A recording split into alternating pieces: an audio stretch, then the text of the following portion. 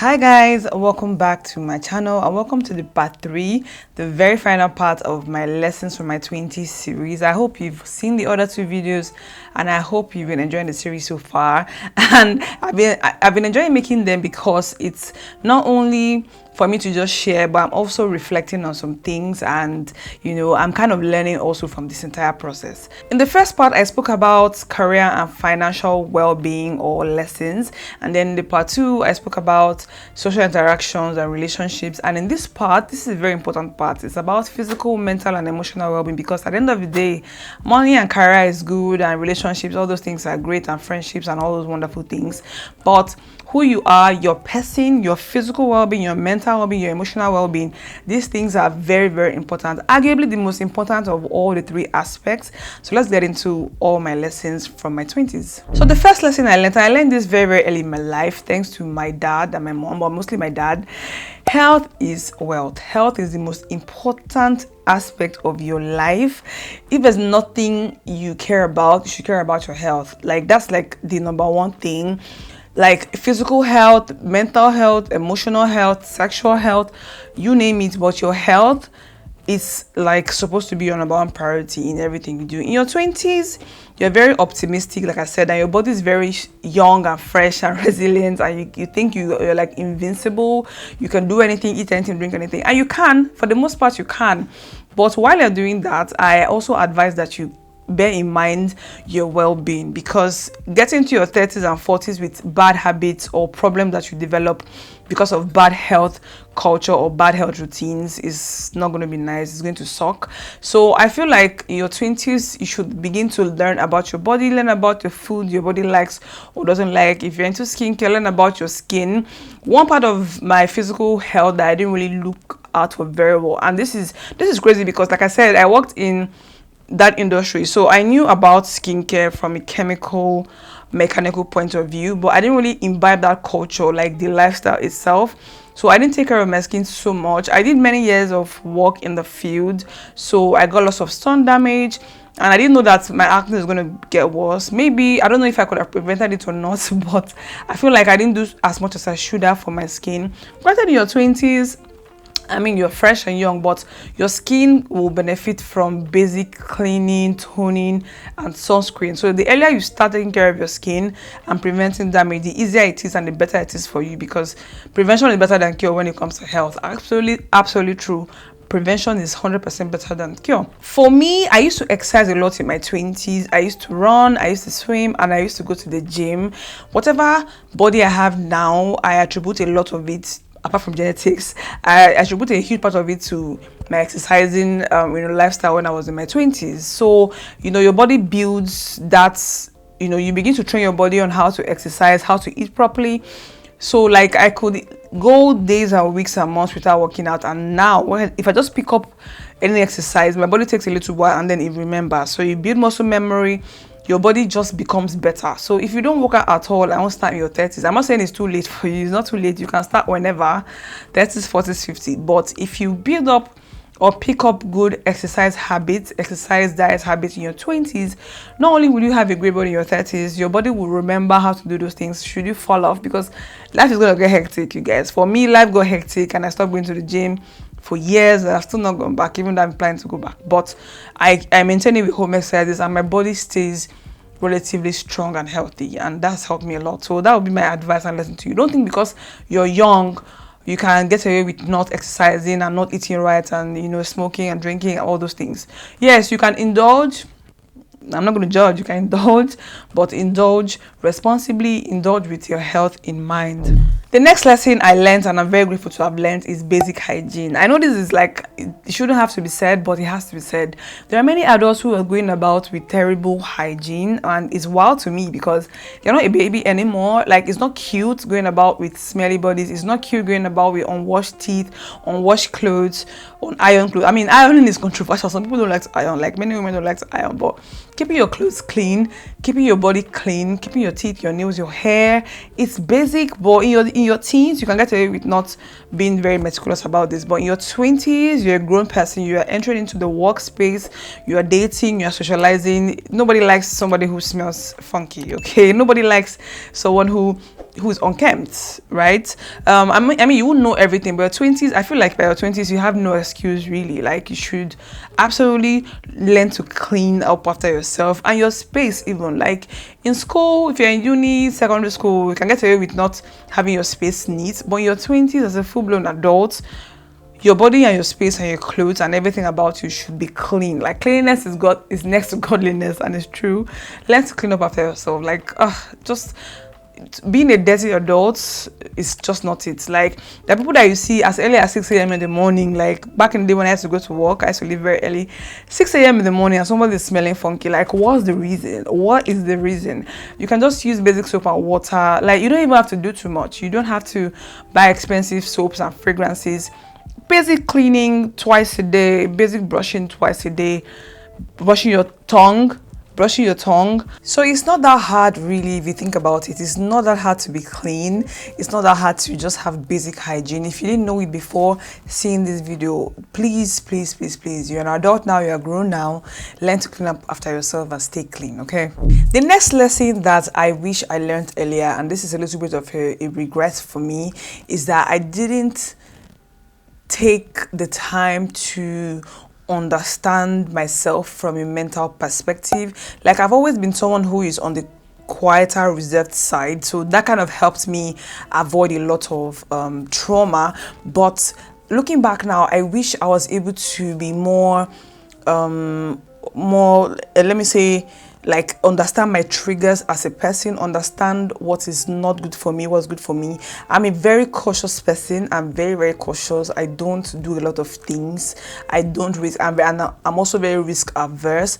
But at the same time, however safe I try to play it, there were times where I got exposed to people and to things that ended up, leaving me with some trauma. So I wish now, looking back, that I took the time to understand people a little bit more and know how to identify my triggers so that I can avoid even more trauma, right? And there are also some things that I wish I picked up earlier. Right now, things like meditation, things like, meditation is one big thing that if you're able to get into it, it can change your life. I mean, I'm a testimony and I really believe in it. Meditating here, that I mean, doesn't have to be anything specific or major. It could be just taking out time every day to rest, taking out time. I know you see your 20s is the time when you feel like you have all the time on the world, you want to be out there, you want to be doing everything, and I get it. And yes, you're right, it's time for you to do everything, but at the same time, in the midst of that busy period or the busy decade of your life, you should learn to take care of yourself from a mental perspective. Don't overexpose yourself to people and to things that will harm you if you can help it. This life, you can't be fully protected all the time, but I feel like in your 20s, you should learn little skills that will help you escape or navigate these dangerous waters. Let's say, for example, your friendships. If there are friends who put you down, who make fun of your body, who make fun of your insecurities, who are not good for you, they're not good for your esteem, they're not good for your growth, learn to identify those very early so that they don't even do more damage to you. I spoke about having self-confidence at the beginning of this video, and this is very important. So anybody or anything that will erode that confidence, learn to identify and eliminate it without even remorse. Like, I know now you're very young, so like you don't have, like now in my 30s, and most people that are older they don't care if somebody messes around with their health and their peace. They can ask the person to just exit. But your 20s is harder, so I feel like prevention is better than cure. If you can identify things and people and vices and choices that you know are not good for your mental health, they're not good for your peace of mind, they're not good for your growth, they're not helping you grow, right? You should identify them quickly. In the last video on that friendships, I did say to make friends. Yeah, so here I'm going to say that while you're making friends, try and identify people who are good for you. I also mentioned in that video, in fact I'm referencing that video a lot because they're all connected. Yeah, so I mentioned having or identifying what your value system is. One way for you to avoid mental health injuries or mental health trauma is to identify people who have similar values as you, people who are of similar mindsets. If you're somebody who struggles with optimism, there's no need hanging around people who are pessimistic or negative all the time. It's not going to help you. It won't help you. So look for people who are like-minded. Make sure you make friends with people who are positive, people who are on the same wavelength as you. We're all different in this life, and yeah, people won't be the same as you, but try and find people who are like, find a tribe of people who have like a similar mindset when it comes to positivity, when it comes to mental health. Right now, again, there's so much resources available. Unlike our time, me specifically, I had to figure out lots of things, but in your 20s, don't figure things out on your own if you can help it. Now there's therapy, and it's very expensive, and most people, they preach therapy, but they don't tell you how expensive and inaccessible it is for so many people.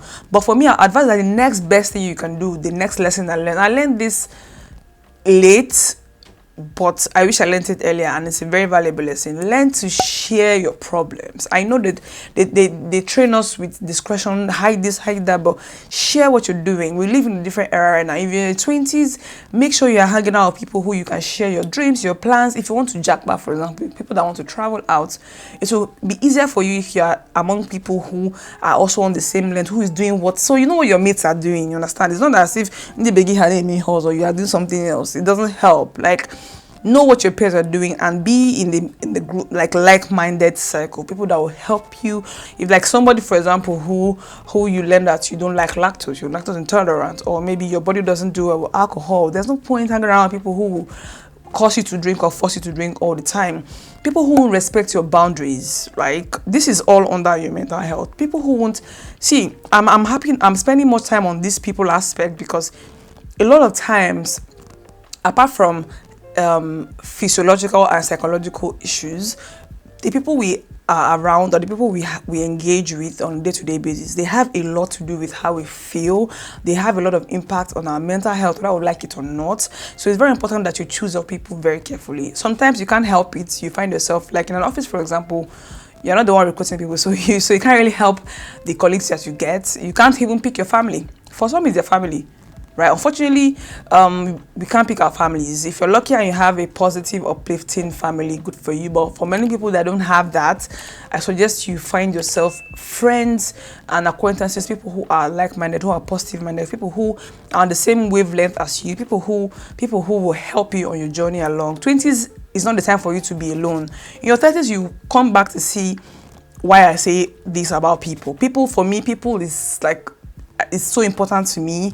I value people a lot, and I'm very careful about people that I hang around with. So yeah, this is something that you can do for your mental health and your overall well-being. One other thing that you can do for your mental and emotional well-being is to read, and your physical also, because this is like a brain exercise, is to keep your brain active through reading. Like this is something that I did when I was much younger. I don't know, nowadays I don't have strength to read again, but reading is one exercise that I feel like is in your 20s. Don't play with reading. Like in your school days, when you're in secondary school or university, you're reading for academic purposes. But in your 20s, when you're out and about adulting, you should learn to keep your brain active, right? So audiobooks are there now in case reading a physical book is hard for you. There are ebooks, but don't stop reading. It will keep your brain active, it will keep your brain sharp. At the same time, you can learn a lot from reading. You can learn, even your vocabulary, how you speak, how you see the world. You can learn about other cultures. You can study a language, for example. It's another way of reading. So you can do so much. From the emotional point of view, if you find books that speaks to you, your emotion and where you are in life, they do so much. Like reading, like when you can escape into a book and you have a whole different experience. Like it nourishes your mind and your body, and it's absolutely true. So find things, you will definitely have something that you like. It could be books about physics. It mustn't be fiction. It could be non-fiction. It could be books about anything, really. There's so much. You have no excuse, really. So if in your 20s, people that are well-read, you can tell. You can always tell people that are well-read. And this is something that I feel like it adds so much to your knowledge. You become very knowledgeable from reading. You become you know, like open-minded from reading, you become like, wiser from reading, there's so much you can do. You become an all-round intelligent person in your, like, if you read. Learn to appreciate and manage your own company. Learn to be alone. This is very important. In your 20s, you feel like, you know, there's fear of missing out, there's FOMO, you want to be everywhere, you want to go everywhere and see everybody. Yes, have fun, but at the same time, also learn to be okay on your own. Learn to be okay on your own. Learn to enjoy your own company. Learn to find things to do on your own so that you're not desperate for attention, you're not desperate for company. If you are, like, this is very important for even your dating life, right? It's good to date and it's fun to have a boyfriend or girlfriend and you're doing sweet things and romance and all these things. But if you are somebody who has built the ability to be alone and to genuinely enjoy your own company, to help you on the days when you find yourself alone for whatever reason, or should you choose to be alone or need to be alone, you won't feel like you are missing out on anything and you won't feel like your life is, you know, it's not going great. I myself, I learned how to be alone very early. Like I mentioned, like, come from a very small family, so we are people who are like loners in my family. So I love friends. I love spending time with my friends and my family. But at the same time, if I absolutely had to be alone, I'll be okay. So now I'm with people because I want to be, because they make me feel better and because they make me better overall, not because I need people, otherwise I'm going to die. You get what I mean? So learn to be alone, learn to enjoy your own company, find things that will fill your time and, you know, make you feel happy. Even if it's food, TV, movies, whatever, learn to enjoy your own company. It's very important. Another thing again that helps your emotional and mental growth or well-being as someone in your 20s, and this is maybe controversial, but in case you're somebody who is looking to relocate, right, where you are, you're thinking to Japan or go to the UK or the US or wherever, your 20s is the best time to do it. I'm not saying you can't move in your 30s. I'm not saying you can't move when you're married. I'm not saying you cannot move in your 40s, 50s. But your 20s is a time in your life when, like I said, you're very optimistic. You have less inhibitions. You are less stuck in your ways. Your circle, you and your circle at that stage and that era, most of you are still like fluid on where to go and what to do. And when you get to a new place, you're able to assimilate easier because you don't have a lot of, you know, stuff holding you back. You're able to go forward and try new things and make friends, and you are way more open than you're going to be in your 30s and your 40s and whatever. So your 20s is the time for you to make bold moves and take risky steps, like moving to a whole new country or learning a whole new language or something drastic. You understand what I mean? So yeah, 20s is the time for you to do this. It's the time that I know that, so by the time you're in your 30s and 40s, you've kind of established where you are. I moved to Ghana myself last year. So I can tell you for free that if I had come here in my 20s, it would have been a different ball game than what I'm experiencing now. Now in my 30s, I'm way more cautious. I'm a little lazy. I'm a little stuck in my ways. I'm a little too circumspect and suspicious of everything. I'm just too cautious. So I'm not entering into the society head on with full energy the way a 20-year-old or 25-year-old would do so. So same thing, yeah. So move in your 20s if you want to. If it's something that's in your plan and you can afford to do so, do it in your 20s. Once you're out of uni, just move. If you can move, just move. If you want to move and you can afford it, just move. And the last thing I'm going to say here is for you to have fun in your 20s. Have fun, because life will life. Adulting will kick your ass. Adulting will kick your butt so hard that you're going to look back in your 20s and be like, God, if I had known, I would have just enjoyed it. If you're in your parents' house and you've not moved out, there's no rush for you to move out. I see lots of 20-year-olds, I want to move out. You don't have to. If you're staying, like I didn't move out until way into my 20s, and that was because my workplace that I got was too far from my place and I couldn't do the journey anymore. It was just too far, not sustainable. That was the only reason I left home, not because I wanted privacy or whatever. You have all the time in the world to have your privacy. You have all the time in the world to do adulting headache. Stay in your parents' house, have fun, go out, date, eat, drink, whatever it is, indulge, but do it responsibly, but do it, indulge and have fun.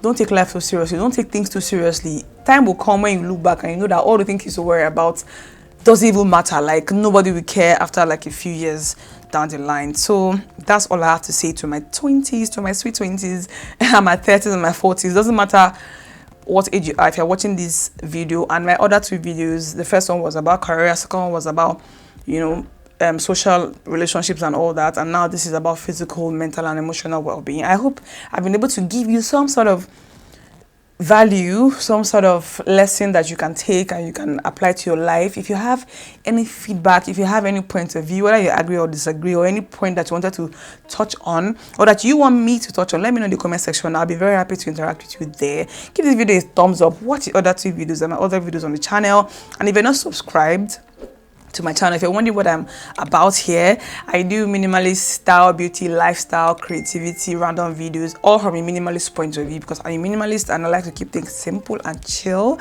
And if that's the kind of vibe you like, welcome to my channel. I hope you stay, I hope you subscribe, and I'll see you in my next video. Bye.